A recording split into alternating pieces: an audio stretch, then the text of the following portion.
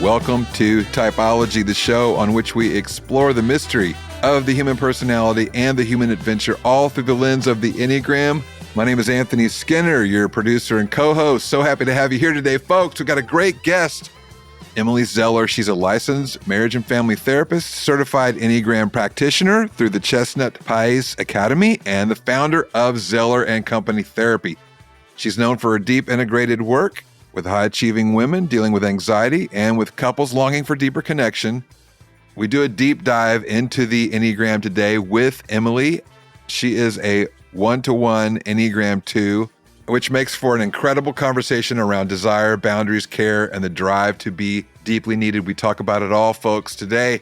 This one's rich, vulnerable, and full of practical insight for you all, so glad you're here. Hey, that's it for me, Anthony Skinner, and now without any further ado, here is the man of the hour, Ian Cron.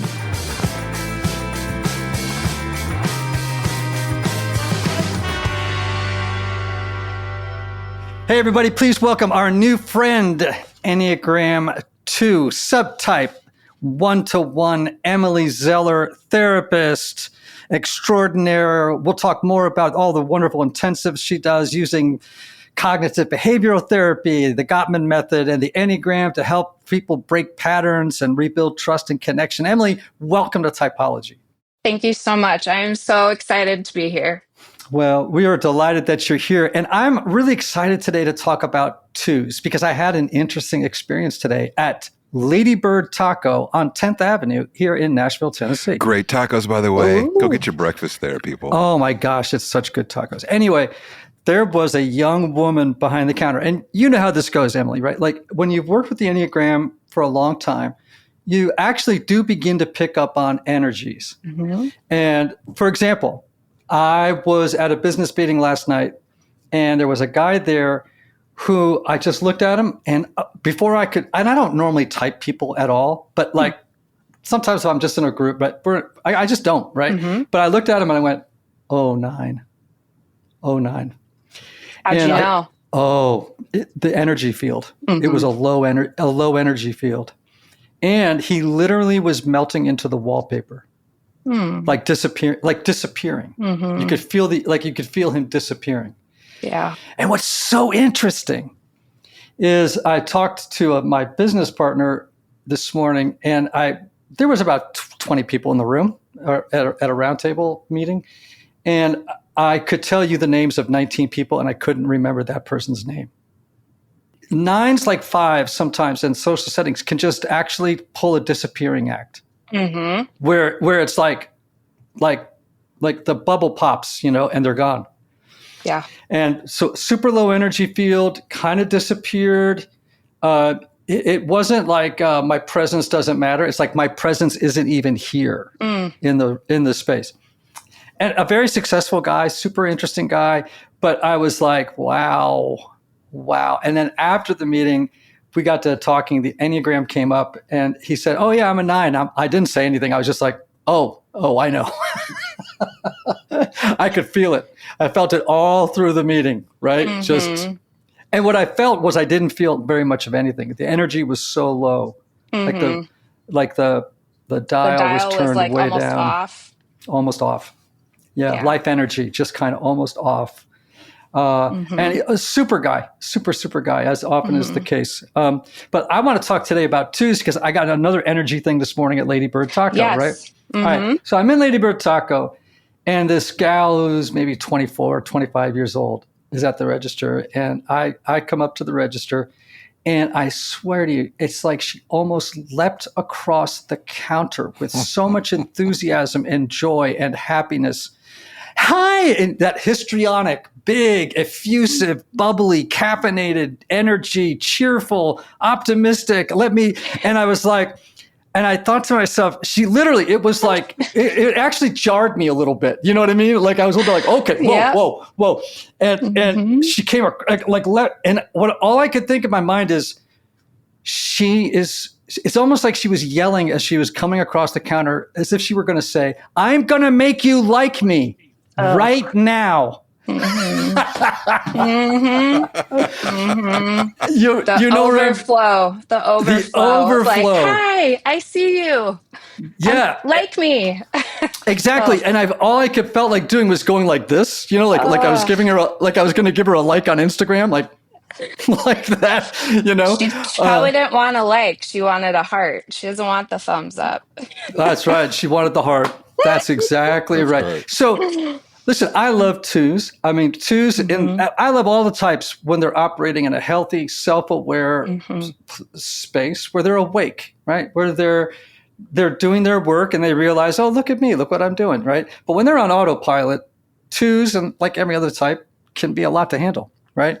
And this woman was working me, and the word I would use to describe it, and it's not in the sexual sense of the word, is she was seducing me. Yep. But the seduction was, I am going to seduce you into relationship with me. I'm going to make you like me. Yeah. And love me, appreciate me, see me. And the way I'm going to seduce you is by making you feel seen. That's how I'm going to get seen. That's going to be super obvious to you as a 4, probably, for the authenticity there. So what was interesting as I was listening to that story was, I wonder how aware that woman is even of like what she's doing or how she's coming across, because like you said earlier, it's so unconscious and so instinctive. Like she probably is just like, I'm being friendly, I'm being warm, I'm being inviting, I'm just, making this guy feel really good, and kind of not even really picking up on what your vibe is or what's really going on for you sometimes. So, and the difference in the 3 twos, it's just very interesting how that can show up, and all the subtypes, each number. But I feel like especially 2s and 4s, how we show up is very unique. Yeah, so, and 6s. And 6s, yes, 100%. Let's talk about subtypes for a second, because I am a big proponent of subtypes. I talk about subtypes all the time. I think they're just an interesting calibration of trying to get to deeper nuances about individual types. Let's talk about the 3 types of 2s, right? Let's just start. Let's just start with self-pres 2s. Yep. To help people understand what a self-pres 2 is. Okay. So in my versions of these are going to be based off CP Enneagram, because that's what I'm certified in. So the self-pres 2 is going to look a little bit more young, not show you that they're wanting you to like them as much, and they're more overt about it, really. They're more playful. They're just want to be young and like want you to take care of them. The social 2 is a little more ambitious, or the kind of little bit more of the adult 2, powerful, wants to have influence over the group. And then the 1-to-1 2 tends to focus really on one-to-one relationships.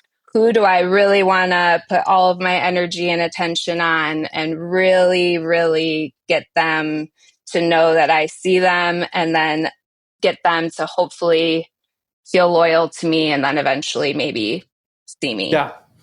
So I have a friend of mine who's a self-pres 2. It's a woman, and she is always humiliated when she admits it. But she said, until I was 30, I would use little girl voices when I was with men. Yeah. You know what I mean? Like, oh, please, can't you go get me this? You know what I mean? Like, and literally she said, I didn't realize this until I learned the Enneagram, that I was a self-pres 2, and I was trying to get someone else to meet my needs by just being cute and like a little girl. And now this person's a very successful, like really, really great at what they do, and has done enough work that she's not playing that game anymore. But that kind of seduction, like through childlike behavior. Exactly. Right. Yes. And dependency. Yes. Right. 100%. Like forging dependencies. Right. All right. Now with the social 2, I'm going to say something about social 2s and see if you agree, particularly twos with a strong three wing or with a three. Mm-hmm. Okay.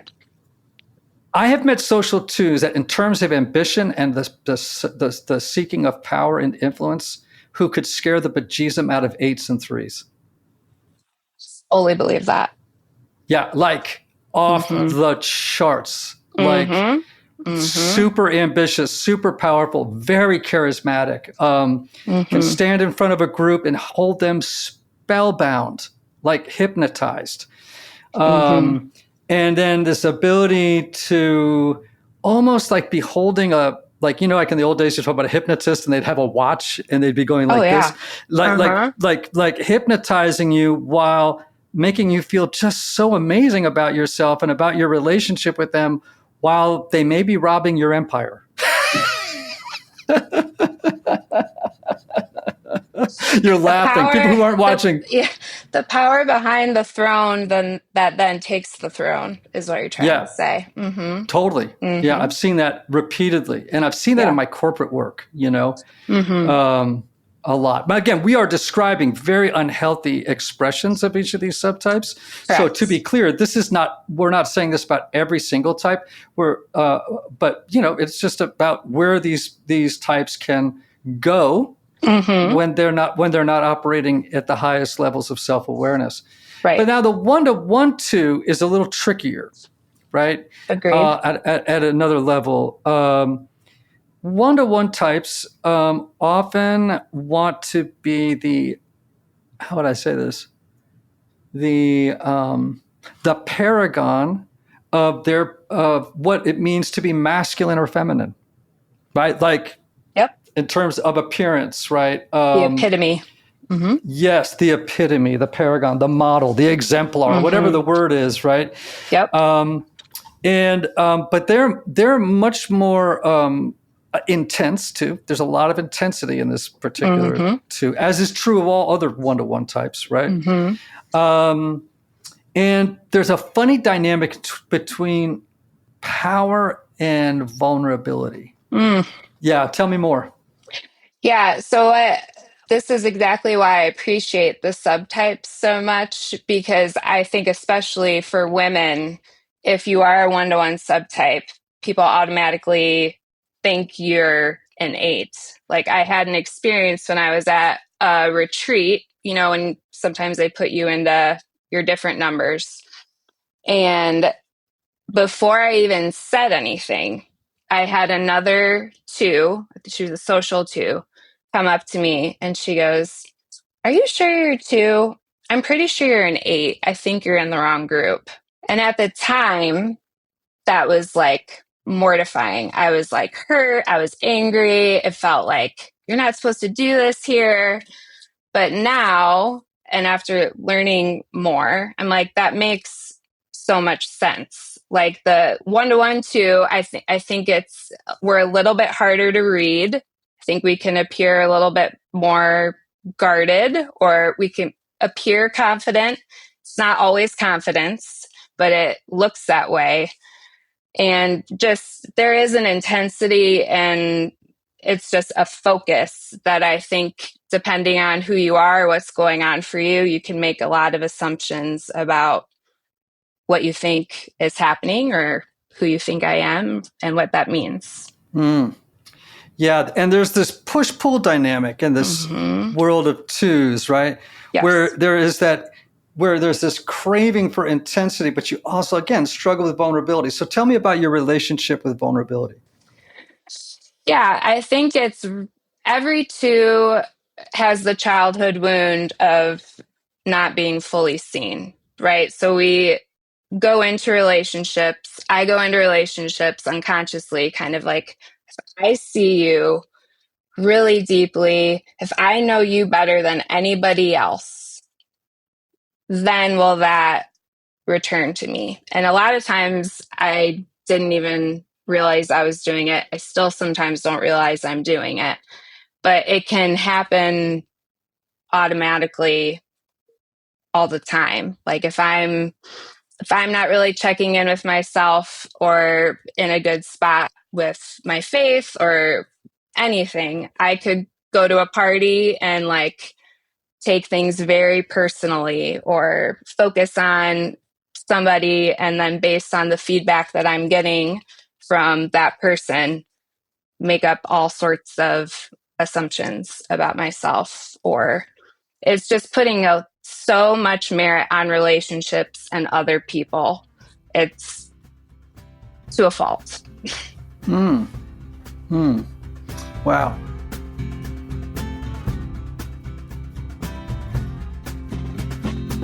Hey friends, the Enneagram is a remarkably powerful tool for improving relationships.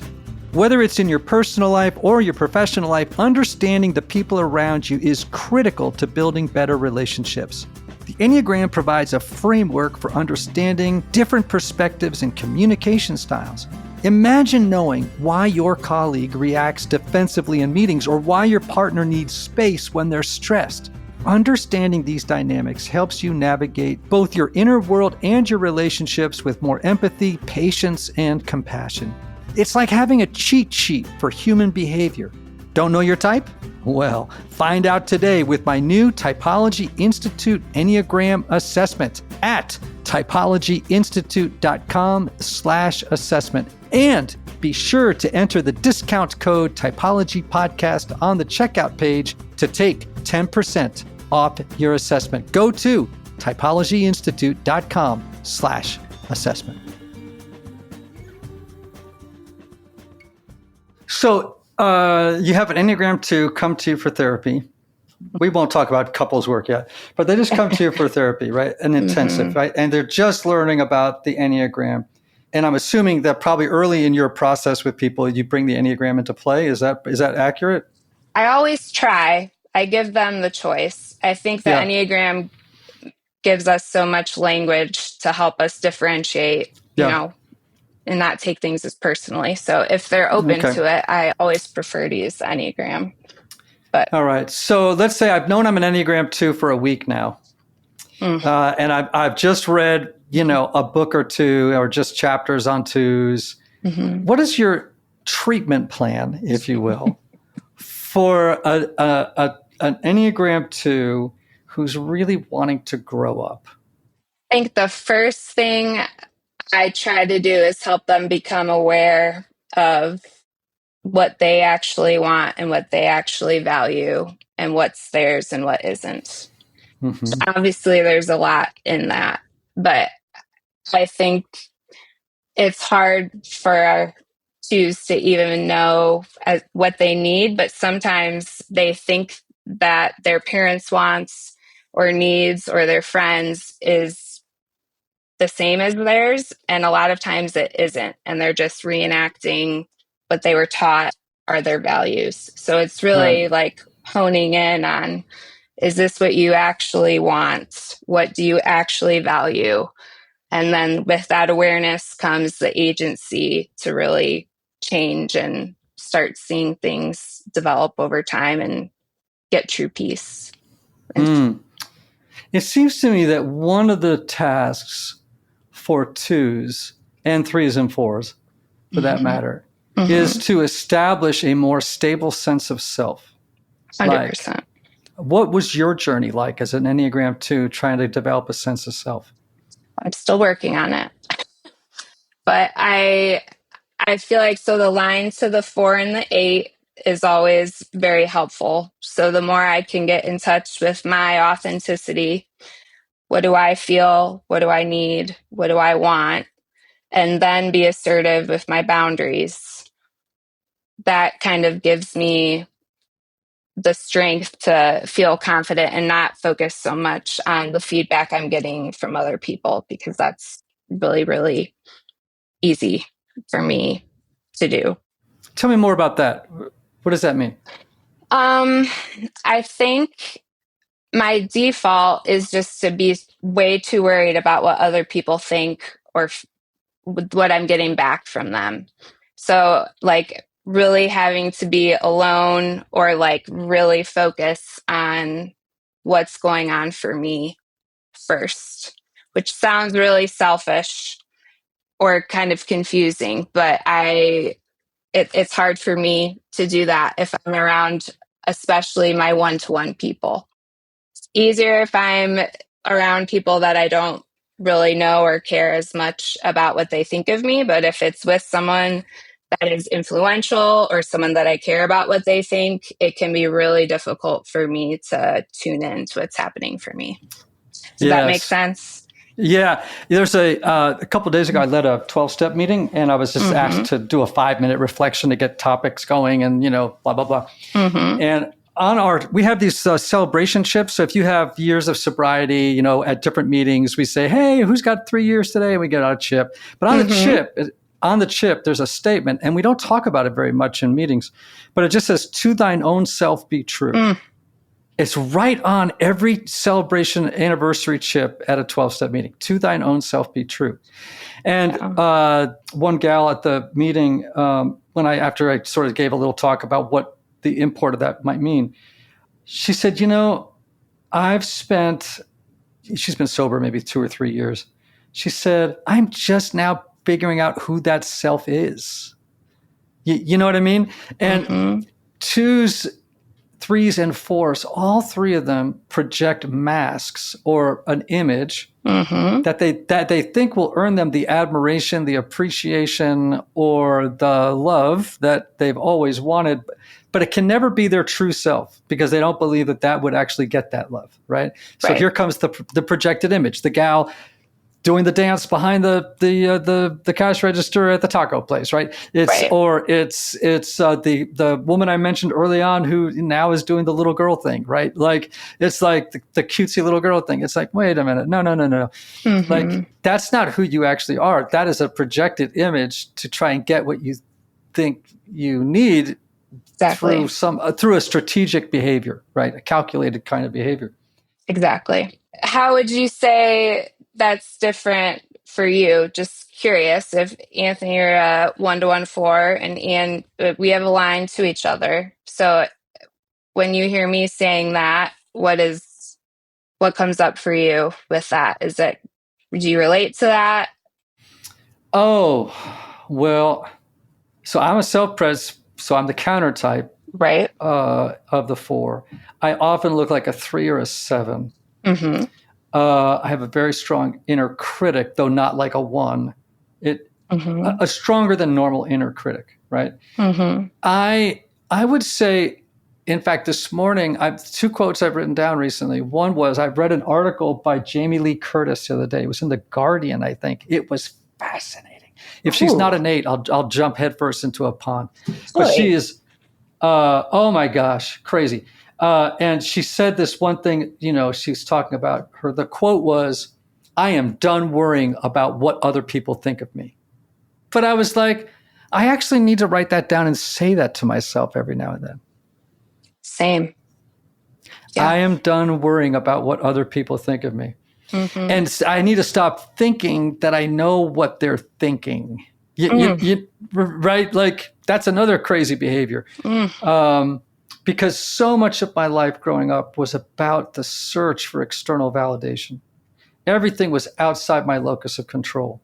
Every person I looked in their eyes, I was like, I could almost feel myself saying, do you see me yet? Do you love me yet? Do you want to be in relationship with me yet? So it has a 2-ish quality, but trust me, it's all 4, right? Now, but because I'm the counter type, it's not going to be the way a social 4 is going to do that. Because the way a social 4 might get noticed is through the externalized radiant heat of their suffering.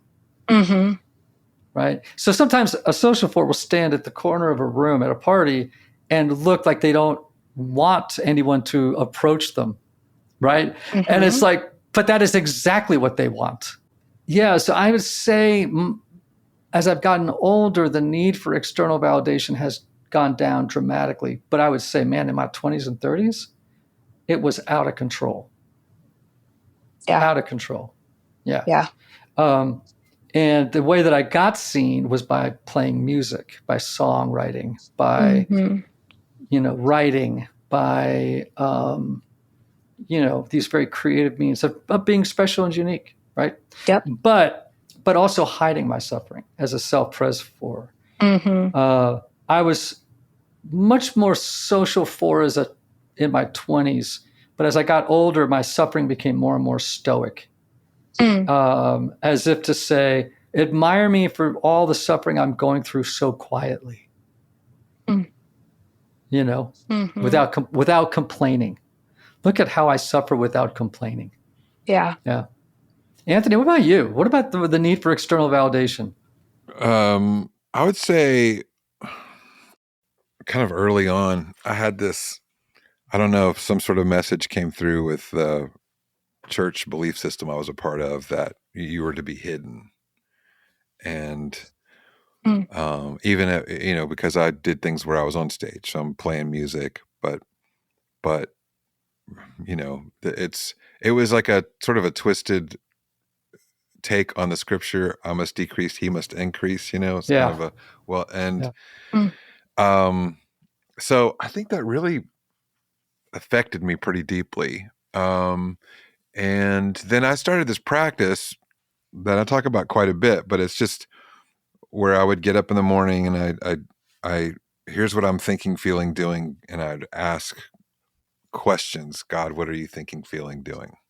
And I call it sitting in the beholding gaze of God. And it's just a principle of, if I take the time from globally in my life, but if I kind of take it each morning and I do that process and that practice, and I let that truth and that love wash over me, then I do what I call, it empowers me to live from love instead of for love. So I would say, in my early years, I was always living for love.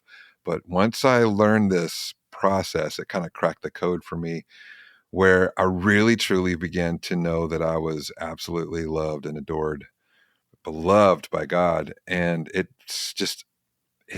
erased sort of the epic need I had to be seen by others. So it's something, I still practice daily, but it was like I did it to a point where something really shifted in the foundation of who I am, and it really helped, because I think before that time, I think I desperately needed to be seen. I don't think my dad came to me in my 20s and apologized for being gone half my life because he was on the road traveling. He was in sales. I didn't know that. It was just, you only know the life you experience. And I didn't think of him as being gone, but I really realized, wow, yeah, you weren't around. And there were a lot of things that you didn't say to me and that you didn't tell me and that you didn't inform me of.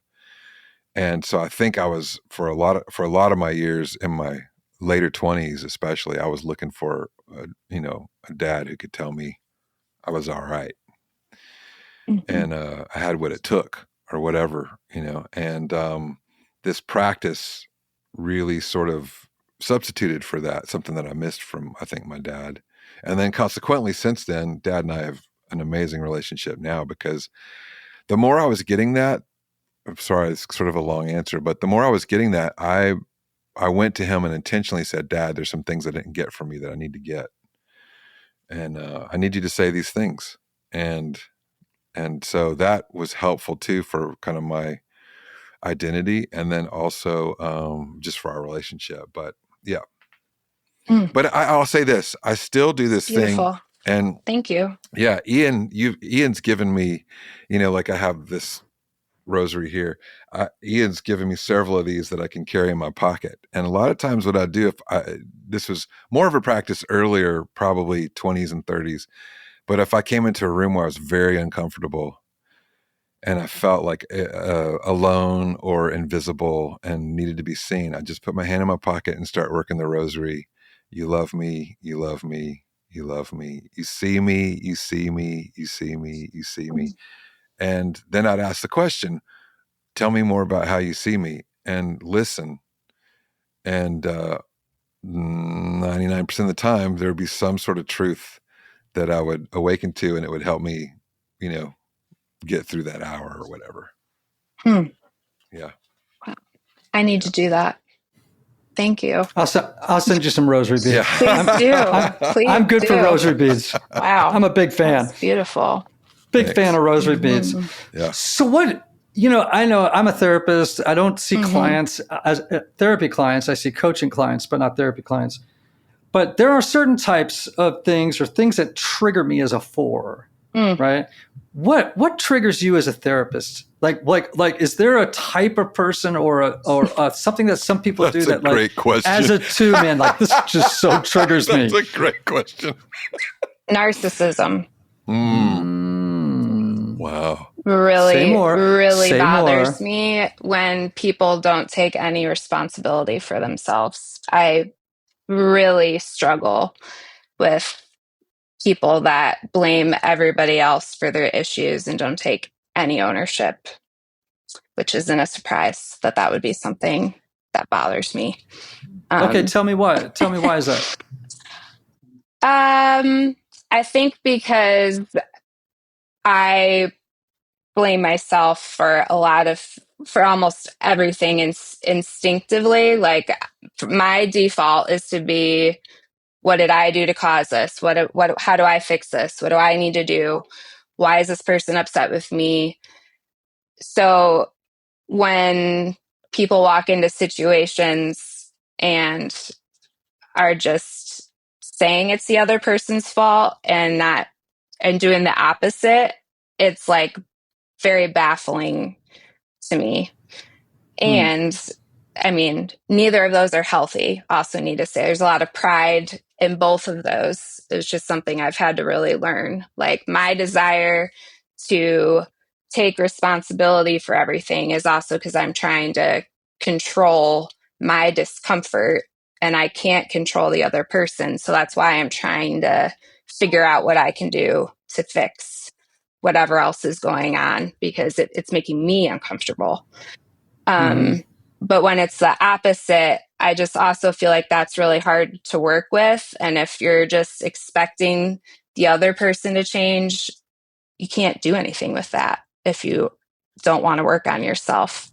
So I think that's how I would answer that. Do you have a special eject chair in your office?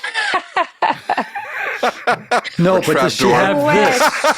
Oh, I love that. Hold on. Everybody listen.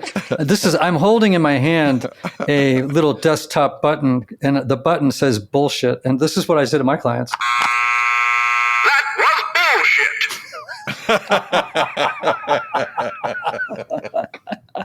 So with my coaching clients, I love it. Have you ever used that? Oh, yeah. Have you ever used it not as comic relief, but like actually? Oh. Kind of. Okay. Normally it's, I wouldn't do that with somebody that was, right. in real distress. Right. But, I'm not, that's like a bad movie scene. Right. Hold on. By the way, it does different words too. Hold on. Bullshit detected. Take precautions.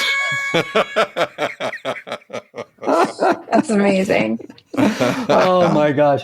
No, I get that but what is it about do you think 2s in general are triggered by narcissists? Probably. Yeah, I would think they are, because that's someone that's just fully absorbed in themselves, and they're not, very obviously not going to look at you or care about you at all. So I would say so. Yeah. But they're void of what you sort of default to.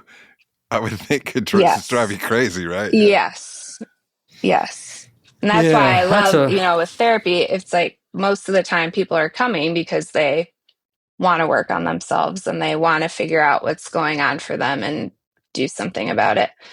It's interesting if you have a mother-daughter or a family and there is one member that isn't as bought in as the others, and then that can lead to complications. But most of the time, people coming to therapy are people that have a desire to be honest and work on themselves. And I think that's like one of the greatest gifts, is to be able to witness somebody on their journey and, be supportive in that and their story. So What has your relationship with shame been like as a 2? Now, I know that B will say she thinks of 2s, 3s, and 4s. A key issue is sadness, right? And other teachers would lean more into the idea of shame being something that's so critically important or a major issue for 2s, 3s, and 4s. What has your relationship with shame been like? And where are you at with it now? And how do you work with your own shame? Well, I think 2s are constantly in conflict with all their feelings, but particularly with shame, I would say that's something I feel all the time. I think it's very easy, again, like to feel blame and shame are linked for me. So it's my automatic is to think, like I said earlier, it's my responsibility or it's my fault if somebody is upset, even when it's not. And with the subtypes, it's so revealing. If you're a 1-to-1 subtype, you automatically know that somebody grew up with some situation where they were in the middle and somehow with their parents, right? Some kind of dynamic, self-preservation, something with the mother, social, something with the father, and that can look a myriad of different ways. But I would say, so for shame is just feeling like it's my fault if something's going wrong, nobody cares, and then kind of having to figure out, what do I do with that? Yeah, but that almost sounds like the 4's introjection. Like, oh, walk in the room, everything's my fault. Let's just get this out of the way fast and easy. I would say other people, when other people are upset. Would you say yours is for other people or for yours equally? No, yeah. If I walk into a room and there's negative energy, people are mad at each other, people are sad, my first default is, what have I done? This is, now I may not feel responsible for fixing it. Okay. Which is different. Yeah. I don't necessarily feel that. I often just times feel sad and ashamed that, what have I done? Which is probably where some of that difference is.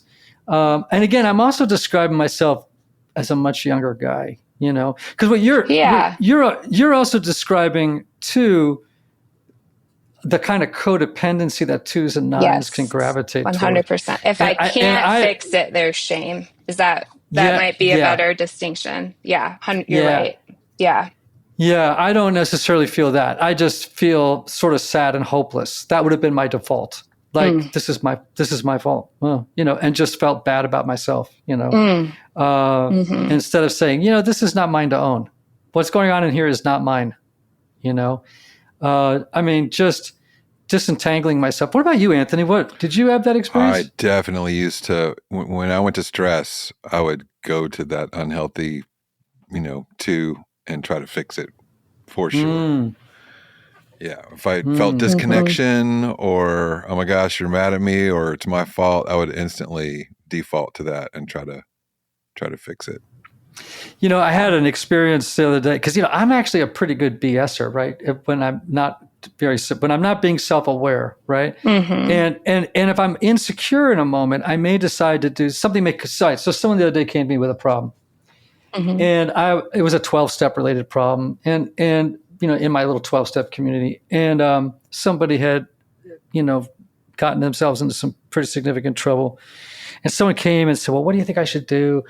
And when I was a younger guy, I'd have just come up with a very clever sounding answer, just to kind of like, and I just looked at them and I said, and this person is not a person, quote unquote, they would not identify as a person of Christian faith. Okay. They're a deeply spiritual person, and they're working a 12-step program. So that automatically has a spiritual component, right? And I just looked at them and I said, I have no idea what to do. So why don't we just stop and pray? And I don't do a Christian prayer. I don't say in the name of the Father and the Son, if I were, I'm very sensitive. I'm like, God, we have a friend and his name is such and such. And they're really struggling. And we feel like it's kind of an emergency and this person needs help. I don't know what to do. My friend here doesn't know what to do. Could you tell us what to do? And that was that. And it was like, I just realized, that's actually I wish I had figured out that answer earlier on in life. Yes. Like Amen. I don't have a clue. I don't have any idea what to do here. I'm torn. Why don't we just pray? And Yes. it worked itself out. But man, I wish I'd tapped into that idea earlier on in my life too.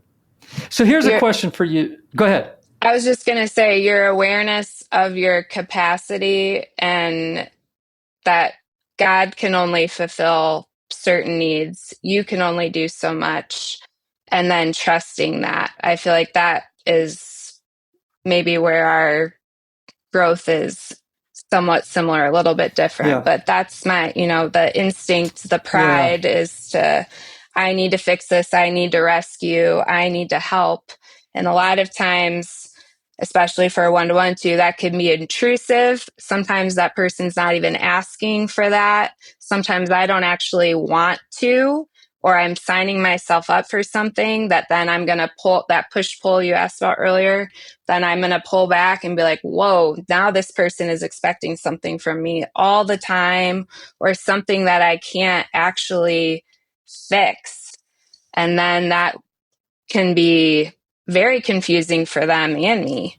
So it's exactly highlighting, really being centered and like, what is the motivation behind why I'm about to engage with this person? And am I really being conscious of what's behind it? Is like, always needs to be priority. So I think the idea that's coming up for me as we've had this conversation, a theme is that going back to that phrase, to thine own self be true. I think for 2s, 3s, and 4s, regardless of subtypes, that is a question that's particularly important for those 3 types. When you're making decisions, when you're deciding how to respond to a situation or to a person or to a career decision, right? Because so often 2s, 3s, and 4s will sell the farm to get the love, the admiration, or the appreciation that they desperately want, to be liked in the case of 2s, right? I mean, they'll sell the farm to get liked. And so to stop in a pause, just say, okay, if I agree to do this for this person, is that being true to myself? Or is there something else going on here? I think it's just a good question. 100%. And is it transactional? Am I truly doing this and I don't need anything back? Or am I doing this with ulterior motives that are strategic and I don't even want to admit? But there's a very clear feeling, a very different energy when it's truly giving and when it's giving to get, that I think other people can feel too. I would imagine, especially you, as both of you as 4s, can pick up on that. I think unaware 2s, myself still a lot of times, if I'm not paying attention, it isn't authentic. So and that goes back to the motivation and the desire behind the giving, like you just said. So what's a good stop and notice sort of practice for 2s? Truly just pausing in general. Like the ping, I describe how I think before the Enneagram and before, I learned about the Enneagram about 9 years ago.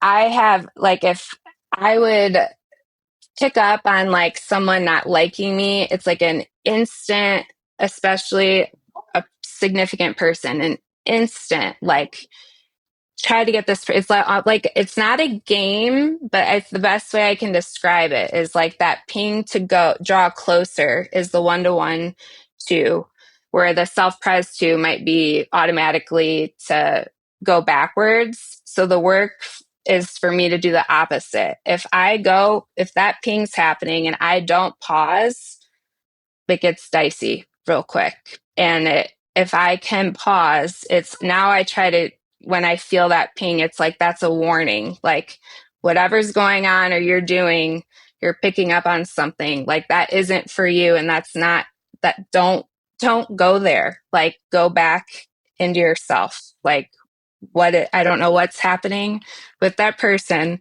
but don't just automatically go and like try to figure it out. It's a very strange thing. That's the best way I can describe it with the energy.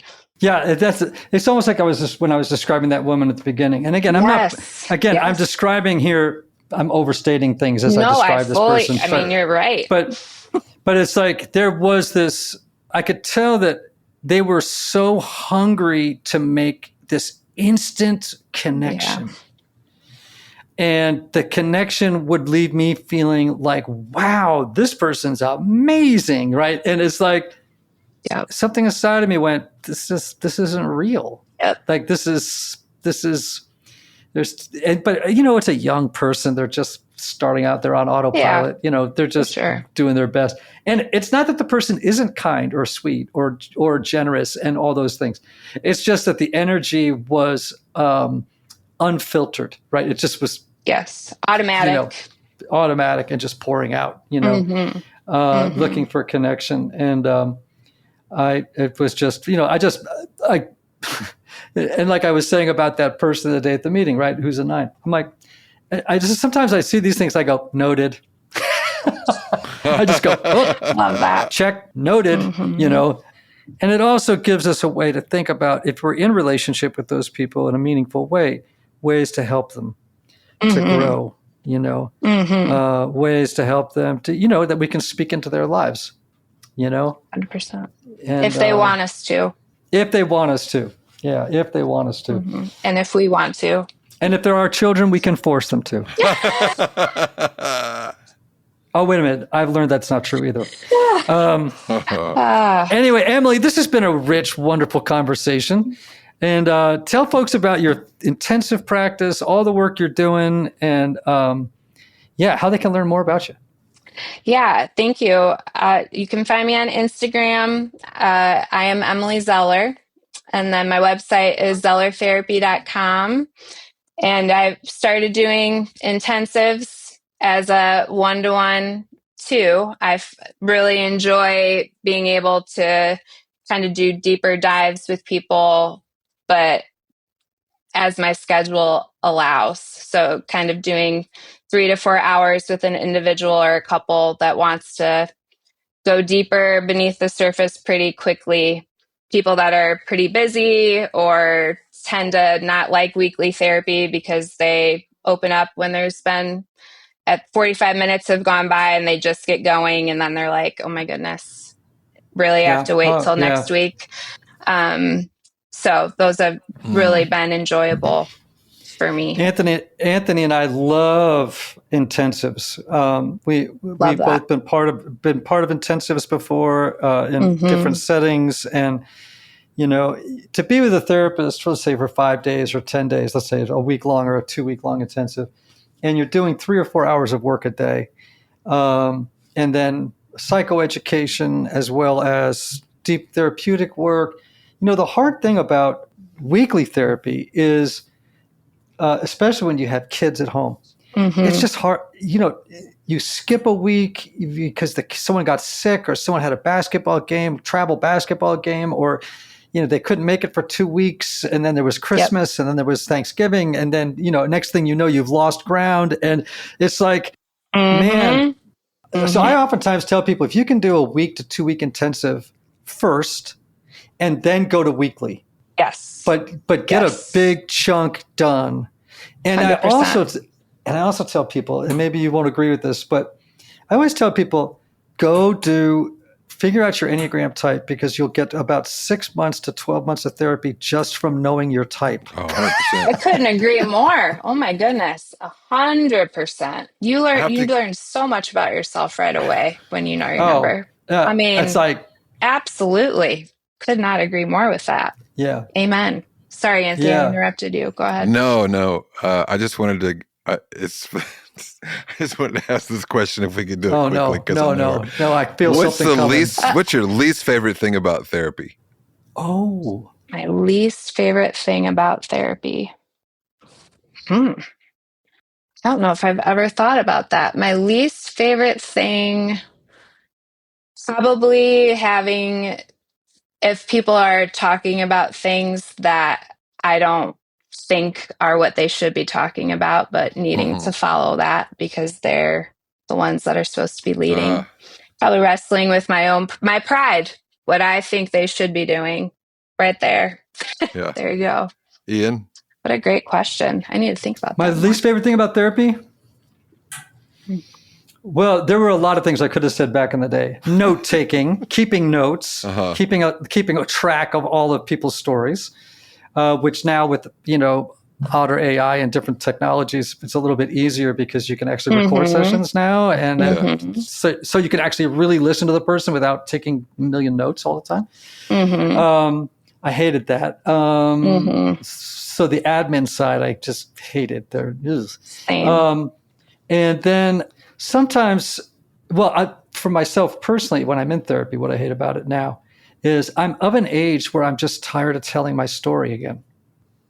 It's just, when you've told your story a lot over the years to lots of therapists and friends, you after a while you're like, okay, we're going to rehearse this old thing again. Yeah.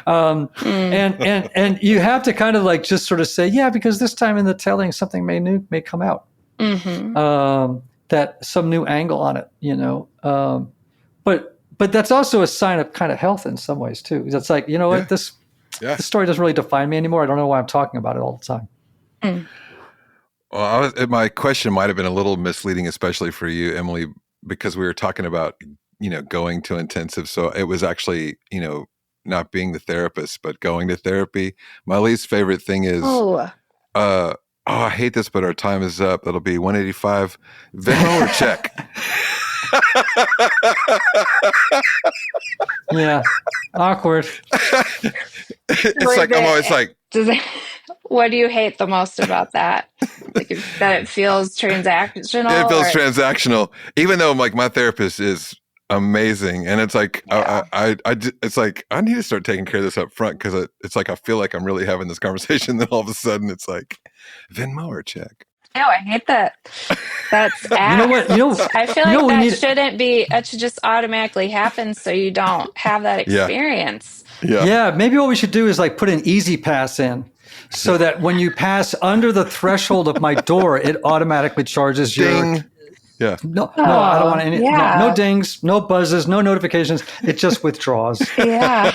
You don't even see it go out. That's a system error. We can fix that. We need to fix that. All right, Emily, what do you in therapy though? We answered the question. Now, what do you in therapy dislike the most? Yeah.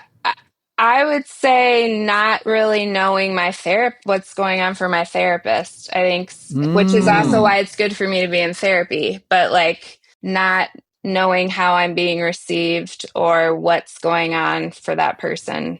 Wow, I think is a good thing, but that's hard for me. Wow. So my sponsor, who I love dearly and who is sort of my Yoda, who periodically just said, he doesn't have a master's in counseling. He doesn't have any, but he's so wise, just on the virtue of experience, the school of hard knocks. And he says to me all the time in this sort of thick accent, sometimes he'll say to me, Ian, what other people think of you is none of your business. He just says stuff like that to me all the time. And that was a recent one. Ian, what other people think of you isn't your business. I was like, okay, thank you very much. That I didn't have to pay for that. Yeah. I just had to be an alcoholic. I think you also that's my life's work right there. If I can get that down. Right. But it's amazing, right? When you were saying that the thing you think about in the session is what your therapist is thinking of you. It's so curious, isn't it? I know. It's crazy. It's crazy. Oh, so much work still left to be done. But that's the exciting, fun, wonderful piece of the equation. If you can get to a point in life where your life isn't on fire, you're just doing the work. It's really cool. It's really fun. I mean, when you're on fire, it's no fun. But if you're not on fire and you're just doing the work, it's exciting and wonderful. Emily Zeller, thanks for being on with us. Anthony, I love you, brother. Love you. Thanks, Emily. Thank you. Typology friends, may you have love, may you have joy, may you have peace, may you have healing, may you have rest. Until next time.